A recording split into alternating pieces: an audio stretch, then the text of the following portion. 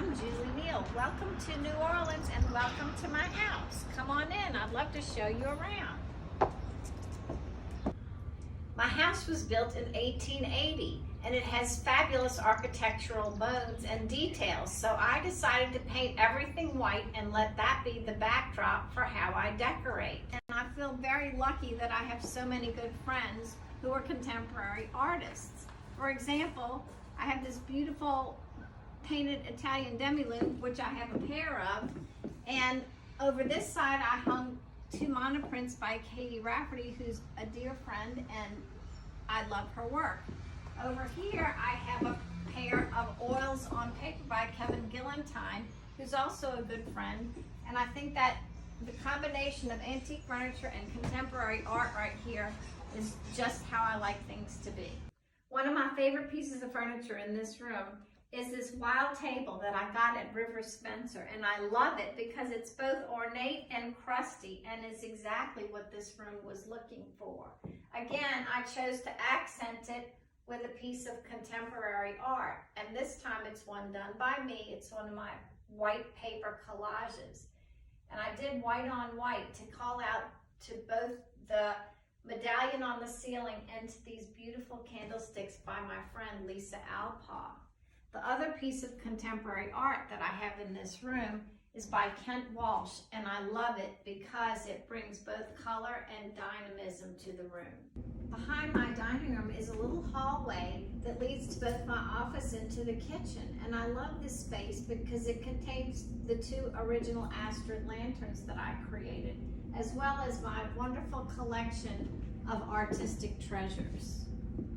One of my favorite fabrics in all the world is Bunny by Schumacher, so I used it on my window treatments and on my chair's upholstery, and I accented it with a pink velvet trim, also by Schumacher, called Gainsborough.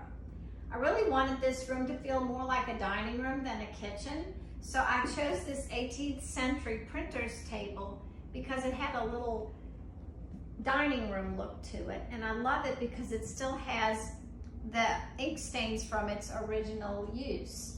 I also chose a Penelope chandelier from my own collection to help it feel, to keep the dining room feel. We also got a custom-made vent hood that we had plastered, and I just love its clean white feel. Another thing in this kitchen that I love is a set of collars that were my mom's in the 1950s. They're made out of pearls, and I had them framed in shadow boxes, and now they feel more like art than just pearl collars, but they have a lot of meaning to me. And lastly, one really fun part of this kitchen is this cast iron mantelpiece that I found at a salvage shop and had installed over the stripped bricks that are part of a fireplace that was original to the house. And I chose to lighten it up with another set of paper collages that I did, and also another wonderful piece of white ceramic by Lisa Alpaugh. I know we've all been talking about setting up spaces to work from home, but I've always done my design work from home, and this is my sacred space. I recently found this wonderful pair of Art Deco chairs, and when I was looking for just the right fabric and I found this, I knew I had found perfection. This is called Binary Embroidery, and of course it's by Schumacher, and I loved it so much that I made my upholsterer put the fabric on before the trim had arrived, and it came yesterday. It's also from Schumacher. It's a black grosgrain ribbon, and it'll be going around the bottom of the chairs, but I think it's going to be beautiful. Some of my favorite things in this room are my Mallory Page painting, which has subtle hints of pink, and these antique polychrome faux marble lamps that also have a beautiful shade of blush pink, and the pink bindings on these antique books, which hold up a picture of my great-great-grandmother.